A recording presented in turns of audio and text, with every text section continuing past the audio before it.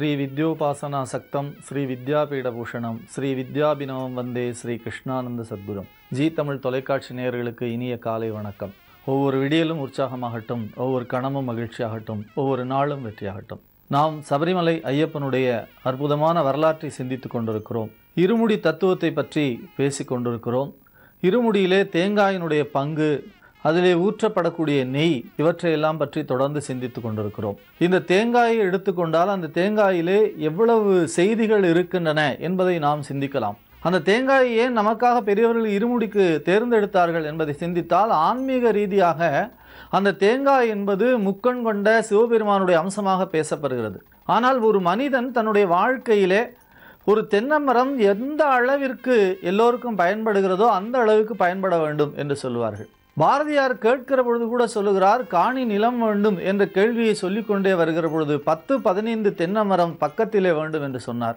எதற்காக என்று சொன்னால், தென்னை என்கின்ற மரம் இருக்கிறதே, அந்த மரத்திலே இருக்கக்கூடிய ஒவ்வொரு பாகமும் உபயோகமாக இருக்கிறது. தென்னை மரத்திற்கான அத்தனை பாகங்களிலும் நீங்கள் எதை எடுத்துக்கொண்டாலும் சரி, இளநீரை எடுத்துக்கொண்டாலும், தேங்காயை எடுத்துக்கொண்டாலும், தென்னை ஓலை எடுத்துக்கொண்டாலும், அந்த தென்னை ஓலை சருகாகி தனியாக பிரித்து எடுக்கிற பொழுது அது துடப்பம் என்று சொல்லக்கூடிய ஒரு சாதாரண கூட்டக்கூடிய பொருளாக எடுத்துக்கொண்டாலும் சரி, அந்த தென்னம்பாளை, அந்த பாளையை பார்த்தால் அந்த பாளையை சொல்லுகிற பொழுது பெண்களுடைய சிரிப்பிற்கு உபமானமாக சொல்லுகிறார்கள். அப்படி அதை எடுத்துக்கொண்டாலும் சரிதான். தென்னையிலே இருக்கக்கூடிய ஒவ்வொரு பகுதியும் உபயோகமாக இருக்கிறது. அதே போல ஒரு மனிதன் சபரிமலைக்கு செல்ல வேண்டும் என்று சொன்னால், அந்த சபரிமலைக்கு அவன் தேங்காய்க்குள்ளே நெய்யை ஊற்றி செல்லுகிறான், நெய்யை நிரப்பி செல்லுகிறான். தேங்காய்க்குள்ளே இருக்கக்கூடிய நெய்யை கொண்டு போய் இறைவனிடத்திலே அர்ப்பணம் செய்கிறான் என்று சொன்னால், அந்த தேங்காய் எவ்வாறு பிறருக்கு உபயோகமாகிறதோ, சமுதாயத்திலே அதனுடைய ஒவ்வொரு பகுதியும் எவ்வாறு பிறருக்கு உபயோகமாகிறதோ அந்த அளவிற்கு நாமும் உபயோகமாக இருக்க வேண்டும் என்பதுதான். சுயநலத்தை துறந்து பொது நலத்திற்காக நாம் வர வேண்டும் என்பதுதான் அந்த தேங்காயிலிருந்து நாம் பெறக்கூடிய அற்புதமான செய்தி. அந்த செய்தியை சொல்லுகிற பொழுதுதான் அவ்வை பிராட்டி ரொம்ப அழகாக சொல்லுவாள், நன்றி ஒருவருக்கு செய்த கால் அந்நன்றி என்று தருங்குல் என வேண்டாம், நின்று தளரா வளர்த்தெங்கு தாளுண்ட நீரை தலையாலே தான் தருதலால் என்று சொல்லுவாள். எப்படி ஒரு தென்னை மரத்திற்கு நாம் தண்ணீரை ஊற்றினால் அந்த தண்ணீரை நமக்கு மிக அழகாக இளநீராக திருப்பி தருகிறதோ, அதுபோல ஒருவர் நன்றி செய்தால் அந்த நன்றியை நாம் அவருக்கு மிகச்சிறந்த நன்றியாக திரும்ப செய்ய வேண்டும் என்று சொல்லுகிறார்கள். ஆகினாலே தான் அந்த தேங்காயை நாம் ஐயப்பனுக்கு இருமுடியிலே எடுத்து செல்லுகிறோம். அந்த தேங்காயில் இருக்கக்கூடிய முக்கண் சிவபெருமானுக்கு என்று சொல்லுகிற பொழுது அதனுடைய ஒரு கண்ணிலே இருந்து நாம் நெய்யை எடுத்து நெய்யை ஊற்றுகிறோம். அந்த நெய்யை ஊற்றுகிற பொழுதே இறை சிந்தனையோடு ஊற்றுகிறோம். அந்த நெய்யை கொண்டு போய் ஐயப்பனிடத்திலே கொண்டு போய் சேர்க்கிறோம். அந்த நெய் என்பது நம்முடைய ஆன்மாவாக இருக்கிறது. அந்த நெய் நம்முடைய ஆன்மாவாக இருக்கிற பொழுது அந்த இறைவனுடைய திருப்பாதங்களிலே நம்முடைய ஆன்மாவை சேர்க்கிறோம். அந்த ஆன்மாவை சேர்த்து விட்டால் பிறகு அந்த தேங்காய் என்பது அதற்கு மேலே பயனில்லாதாக ஒரு பொருளாக அமைந்து விடுகிறது. அந்த தேங்காயை கொண்டு போய் கணபதி குண்டம் என்று சொல்லக்கூடிய அந்த நெருப்புக்குள்ளே நாம் விட்டு விடுகிறோம்.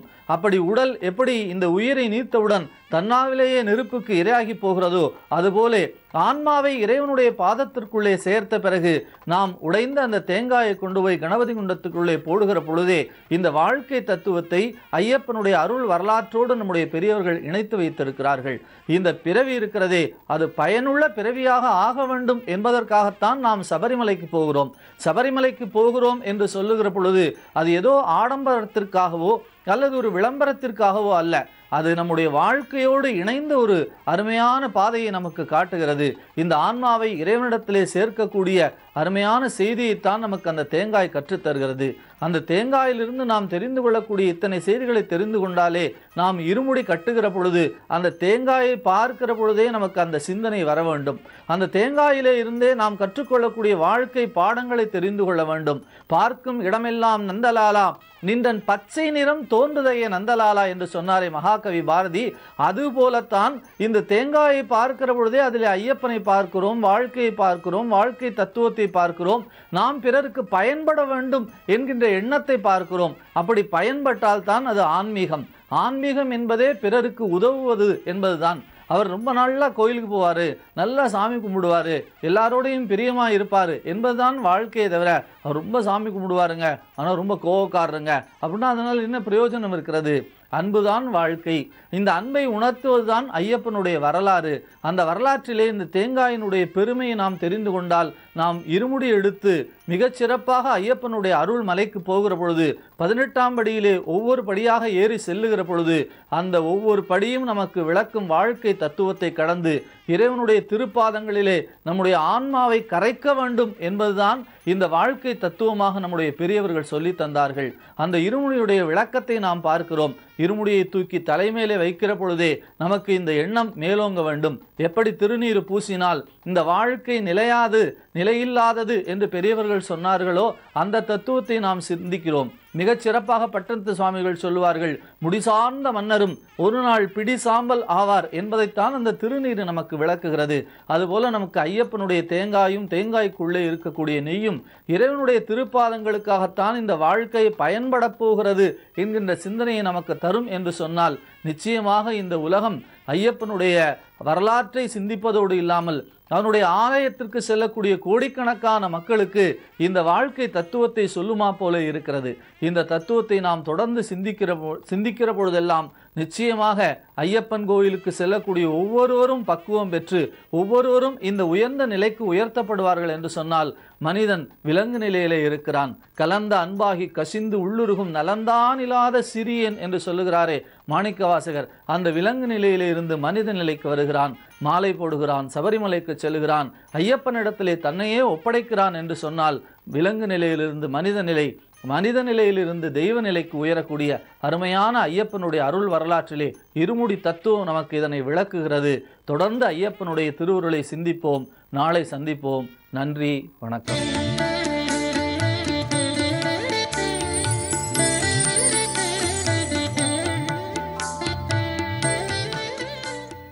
ஜீ தமிழ் தொலைக்காட்சி நேயர்கள் அனைவருக்கும் பி. சுவாமிநாதனின் இனிய காலை வணக்கம்.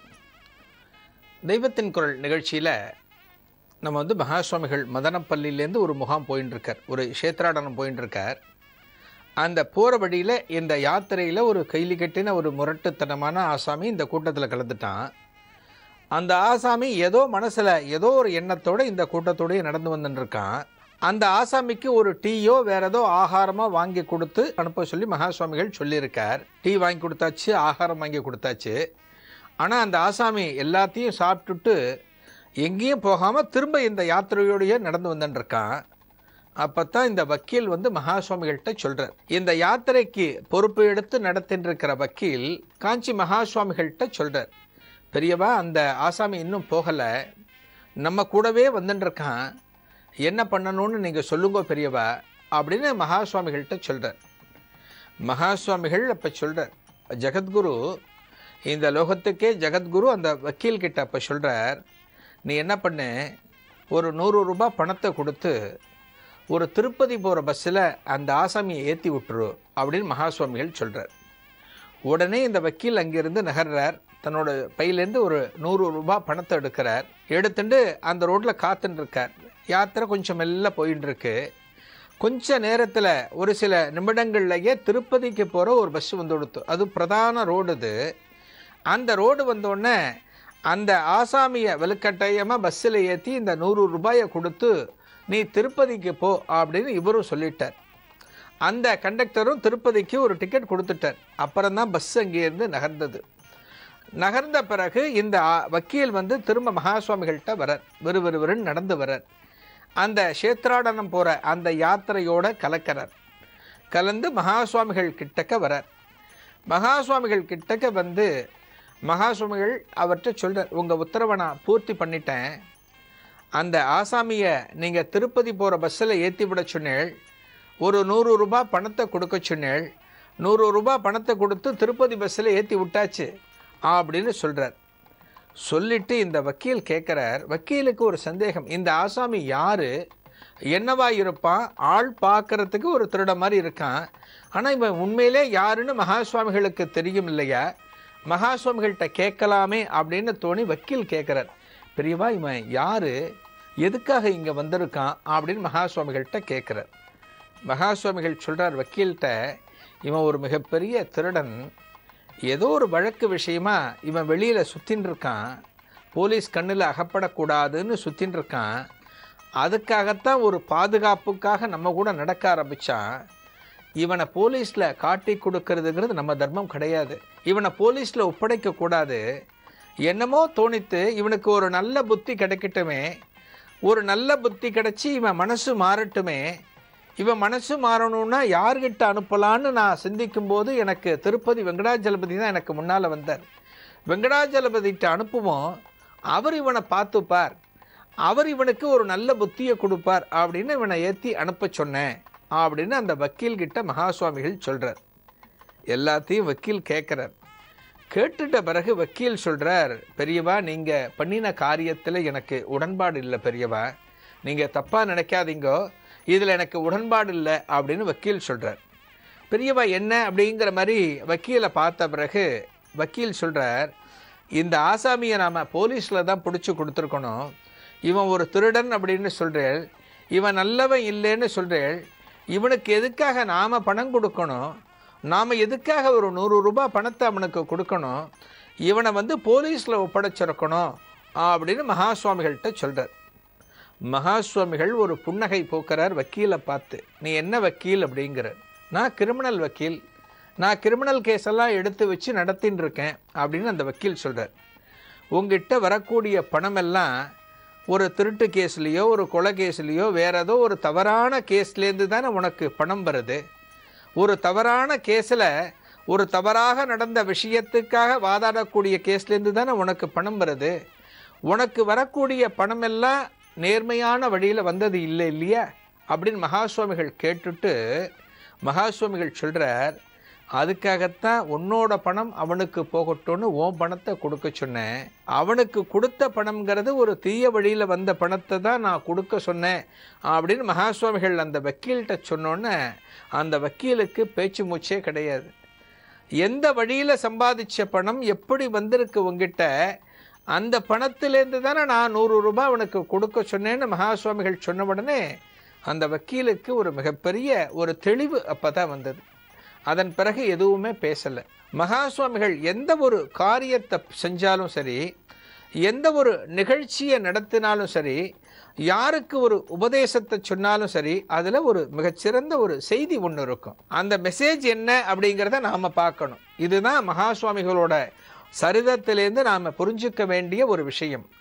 நேர்மையான வழியில் சம்பாதிச்ச பணத்தை நேர்மையான வழிகளில் நாம் செலவழிக்கணும் அப்படிங்கிறத மகாசுவாமிகள் சொல்லியிருக்கார். நாமெல்லாம் இவ்வளவோ சம்பாதிக்கிறோம், ஒவ்வொருத்தருக்கும் சம்பாதிக்கிறதுக்கு பலவிதமான வழிகள் இருக்குது.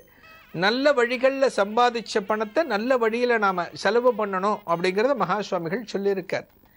மகாசுவாமிகள் காலத்தில் காளகஸ்தி கோவிலில் ஒரு கும்பாபிஷேகம் நடந்தது. அந்த காளகஸ்தி கோவில் கும்பாபிஷேகத்துக்காக பலவிதமான திரவியங்கள் பல இடங்கள்லேருந்து எல்லாரும் அனுப்பிச்சி வச்சார். ஒரு கும்பாபிஷேகம்னா அந்த கும்பாபிஷேகத்துக்கு நம்மளால் என்ன பண்ண முடியும் ஏது பண்ண முடியுங்கிறத எல்லாரும் அனுப்புறது வழக்கம். அந்த கும்பாபிஷேகத்தில் நம்மளோட பங்களிப்பும் இருக்கணும் அப்படின்னு ஒவ்வொரு பக்தரும் ஆசைப்பட்டு அவர்களோட சக்திக்கு உட்பட்டு என்ன பொருளை வாங்கி தர முடியுமோ அதெல்லாம் வாங்கித்தரோம். இதை இன்றைக்கும் பல இடங்களில் பார்க்குறோம்.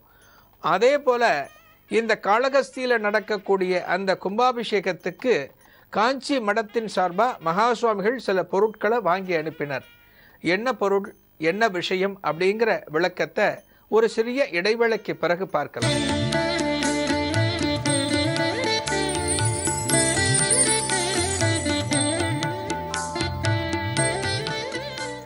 காளகஸ்தியில் நடக்கக்கூடிய அந்த கும்பாபிஷேக நிகழ்ச்சிக்காக காஞ்சி மகாசுவாமிகள் ஸ்ரீமடத்தின் சார்பாக சில பொருட்களை அனுப்பிச்சார் அப்படின்னு பார்த்தோம்.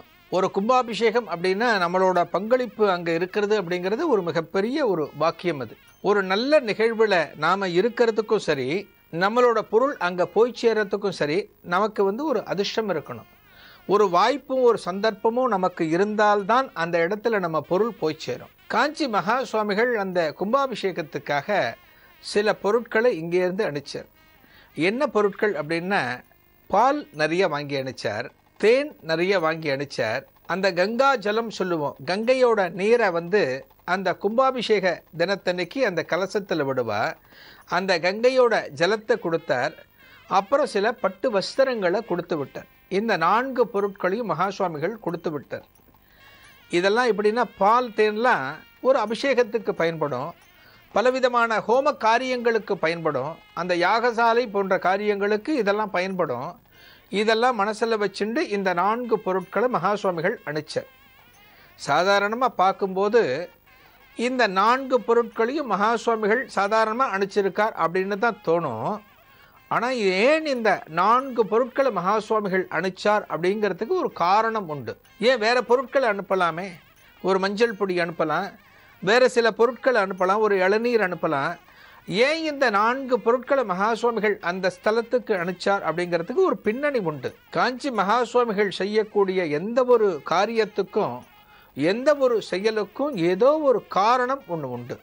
அந்த காரணம் இல்லாமல் இதை மகா சுவாமிகள் செய்ய மாட்டார். காளகஸ்தி ஸ்தலம் எப்பேற்பட்ட ஸ்தலம் அப்படின்னு நமக்கு தெரியும். கண்ணப்ப நாயனார் அப்படிங்கிறவர் தன்னோட வாயிலேருந்து எச்சில உமிழ்ந்து தன்னோட வாயில் சில பொருட்களை போட்டு அதை எடுத்து வச்சு கடவுளுக்கு அப்புறம் நைவேத்தியம் பண்ணினார் அப்படிங்கிறத பார்த்துருக்கோம். தன்னோட காலை பகவானோட கண்ணில் வச்சு ஒரு அடையாளம் வச்சு தன்னோட கண்ணை நோண்டி அங்கே பொருத்தினார் அப்படிங்கிறத நம்ம படிச்சிருக்கோம். கண்ணப்ப நாயனாரோட சரிதத்தை நாம் பார்க்கும்போது இந்த நிகழ்ச்சிகள் எல்லாமே நமக்கு தெரியும். அதாவது சில அங்கே தண்ணீர் கிடைக்கிறதுனால தண்ணீர் கிடைக்கவே இல்லை கண்ணப்ப நாயனாருக்கு. அதனால் பகவானுக்கு நைவேத்தியம் செய்ய வேண்டிய பொருட்களை தன்னோட வாயில் வச்சு அப்புறம் எடுத்து சுத்தப்படுத்தி பகவானுக்கு நைவேத்தியம் பண்ணினார்னு பார்க்குறோம். காளகஸ்தி ஸ்தலம் அப்படிங்கிறது எச்சிலோட தொடர்புடைய ஒரு ஸ்தலம். எச்சில் தோஷம் காளகஸ்தியில் கிடையாது அப்படின்னு சொல்லுவாள்.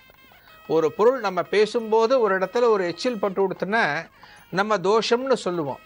அந்த எச்சில் படாமல் பேசணும். அந்த எச்சில் ஒரு பகவான் சந்நிதியில் படக்கூடாது.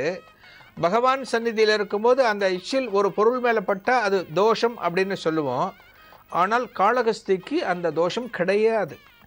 இப்போ மகா சுவாமிகள் அணிச்ச 4 பொருட்களை நாம் பார்ப்போம். பால் அப்படிங்கிறது பால் எச்சில் பட்ட ஒரு பொருள். அந்த கன்றுக்குட்டி அந்த பசுமாட்டின் காம்பின் மேலே வாய் வச்ச பிறகு தான் நாம் பாலை கறக்கிறோம். அதன் பிறகு தான் அந்த பாலை நாம் பயன்படுத்துகிறோம். பால் அப்படிங்கிறது கன்றுக்குட்டியோட வாய் பட்டதுனால எச்சில் பட்ட பொருள். அடுத்தது தேன். இந்த தேன் அப்படிங்கிறது தேனீங்கிறது ஒரு பூவில் தன்னோட வாயை வச்சு உறிஞ்சி கொண்டு வைக்கக்கூடிய பொருள். அந்த தேன் அப்படிங்கிறது தேனியோட எச்சில் பட்ட ஒரு பொருள். அது 2வது. 3வது கங்கை ஜலம். இந்த கங்கை ஜலத்தில் எப்படி எச்சில் பட்டு இருக்கு அப்படின்னா இந்த கங்கை நதியில் நிறைய மீன்கள் உண்டு. இந்த மீன்கள் எல்லாமே வாயை திறந்து சுவாசிக்கும். வாயை திறந்து திறந்து மூடுறதுனால அந்த மீனோட எச்சில் அந்த நதியில் கலந்திருக்கு அப்படிங்கிறதுனால கங்கை ஜலம். 4வது பட்டு வஸ்திரங்கள். இந்த பட்டு வஸ்திரங்கள் அப்படிங்கிறது பட்டுப்புழுக்களை ஹிம்சை பண்ணித்தான் இந்த வஸ்துக்களை நாம் எடுக்கிறோம். பட்டுப்புழுக்களோட எச்சில் பட்டுத்தான் இதெல்லாம் தயாராகி வருது. அதனால் இந்த 4வது பொருள். இந்த 4 பொருட்களையும் காஞ்சி மகா சுவாமிகள் அந்த காளகஸ்திக்கு ஸ்தலத்துக்கு அனுப்புகிறார். எச்சிலோட தொடர்புடைய ஒரு 4 பொருட்கள் தான் அந்த ஆலய கும்பாபிஷேகத்துக்கு மடத்தின் மூலியமாக அனுப்பக்கூடிய பொருட்கள் அப்படின்னு மகா சுவாமிகள் தீர்மானித்து அங்கே அனுப்புகிறார்.